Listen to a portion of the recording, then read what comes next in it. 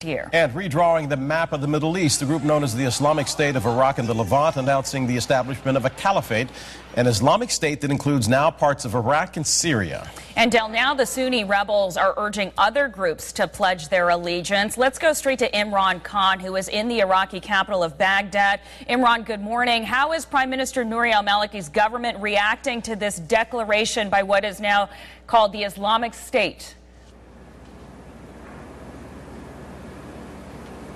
Well, Stephanie, the government haven't reacted officially so far, but Qasim Atta, who's the military spokesman, has had some very strong words. He says the Islamic State are a threat to the globe, so a very strong statement there. However, I've spoken to people both in the military and within Prime Minister Nouri al-Maliki's party privately, and what they've told me is that they are simply dismissive, on the borders of mocking the statement from the Islamic State, saying, who does this man think he is? How does he think he can create this caliphate and this Islamic empire? What is he doing? This is simply just isn't serious, and it goes to show you that the Sunni rebels aren't united. Imran, why is the timing of this declaration so significant? Well, really for two reasons. Firstly, it came on in the eve of the holy month of Ramadan, where Muslims fast. That was symbolic because it's seen as a time for reflection and a time for people to take a look at what Islam means to them and what they can do for Islam. So really, he was calling for Muslims to rise up during this month. The other key date is July 1st. That's when Parliament meet in Iraq. Prime Minister Nouri al-Maliki is under pressure. They'll choose the new government, including who will be the next Prime Minister, and so this statement will be designed to put pressure on those people who are already wavering and not quite supporting Prime Minister Nouri al-Maliki. Al Jazeera's Imran Khan for us in Baghdad. Imran, thank you. Joining us now to discuss the ongoing turmoil in Iraq is Mike Lyons, retired Army Major and Senior Fellow with the Truman National Security Project. Mr. Lyons, always great to see you. Is this new declaration of a caliphate a game changer? It is a game changer. It's going to move their agenda forward very quickly. We would have thought this was going to happen months from now, but now it really forces the Maliki government to do something, do more. It attacked Tikrit over the weekend. Not sure that was a real smart move, but now, again, it's going to compete with al-Qaeda. So many things are going to happen to ISIS now. It's a very risky maneuver. They could actually lose everything. Does the Islamic State have the ability to hold and control territory?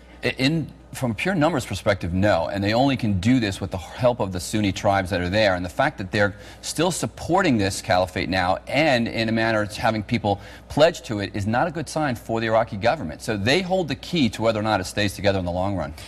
Also the question of whether they have the economic expertise, right? Because what they're really talking about is forming a state. How do we understand this group? Is it a small group of extremists, or do they have those capabilities to make this caliphate real? Yeah, it's a kind of a vanguard group. They've got ideology, they've got a lot of momentum going, they're getting money.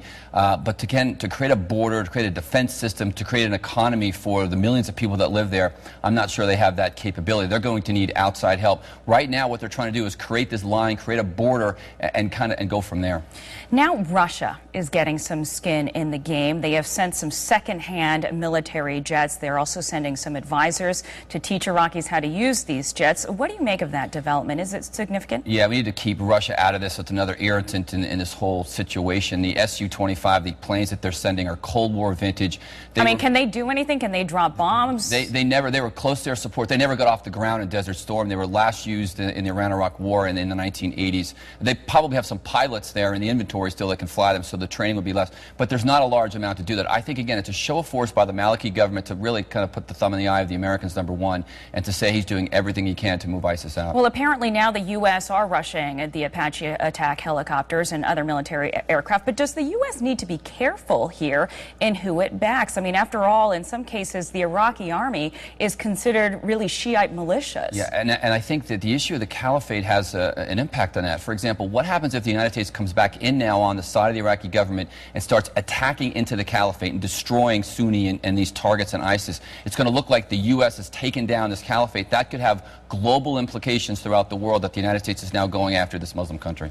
Mike Lyons, retired Army Major and Senior Fellow with the Truman National Security Project. Major Lyons, thanks for being with us this morning.